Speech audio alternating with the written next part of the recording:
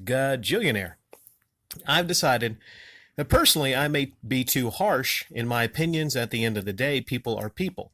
So I won't attack anyone, but I think we should be able to discuss and analyze things. And clearly, some people are addicted to gaming, or more accurately, the gaming life. When you're shuffling around games more than playing them, that's a problem. I think some people don't want to face the fact it's time to scale things back or just hang it up entirely.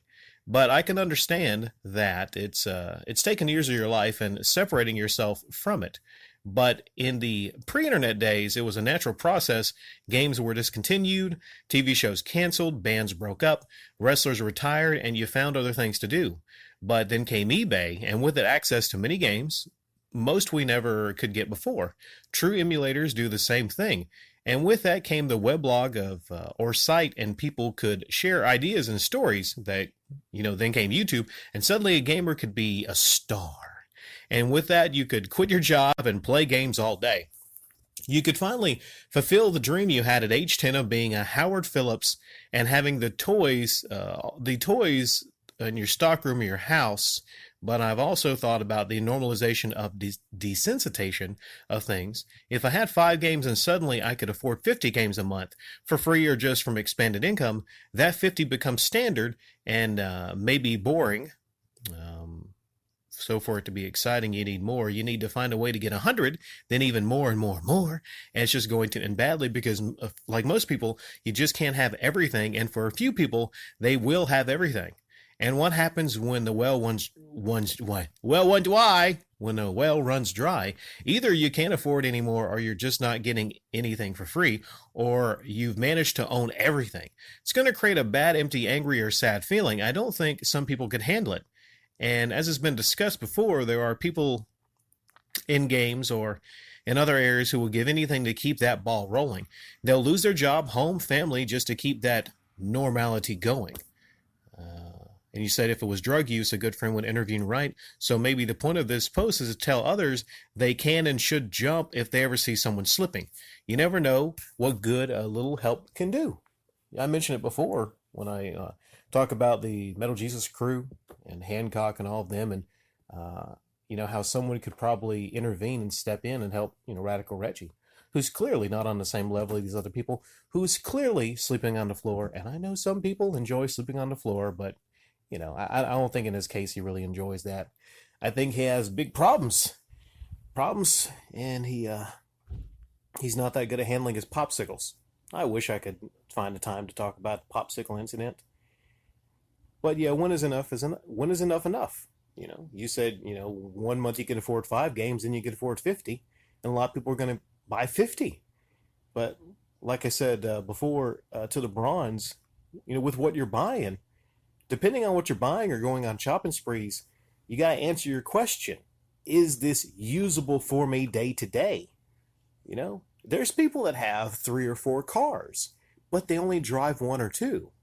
At the end of the day, are you getting at a use for what you're buying? That's one thing I look at, with anything you buy, just in general.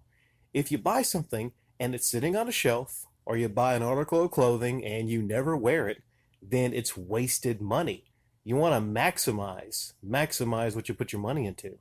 And I think a lot of these cases, a lot of these people, they might get big on YouTube, they might get famous on YouTube, and then all the money starts rolling in, and they go, well, I guess to stay relevant or to stay popular, I have to keep buying all these things and having these unboxings and everything. And I think part of the problem actually is a lot of their fans that feed into it, believe it or not. I'm not going to put it all on the YouTubers. A lot of their fans actually fit into it because they're like, well, have you bought this console? Have you bought this game? You need to buy this game and tell me about it.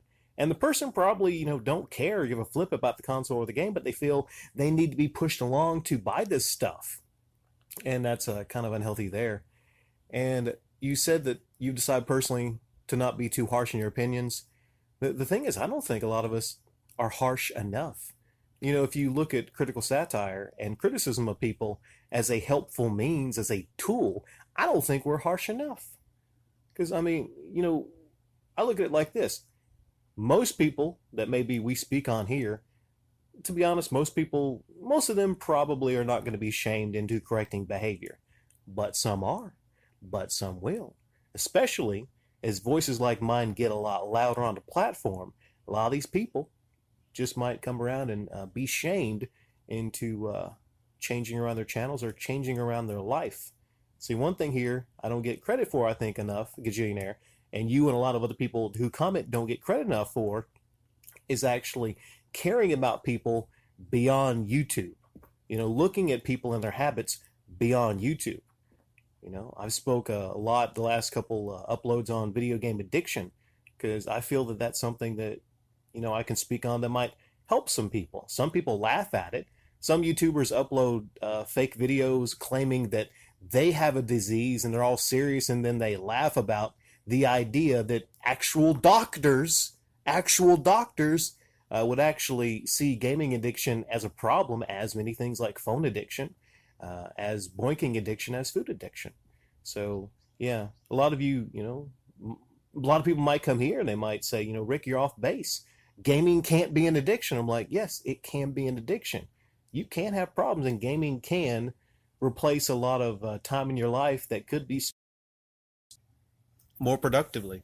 And you hit the nail on the head when you said it's taking years of your life. Like yesterday, in a reply, it might have been the last comment of the day or the one before that, when someone told me a story about a guy that literally missed the first 2 years of his kid's life because he was addicted to computer games. It's about time we started stepping in and helping a lot of these people.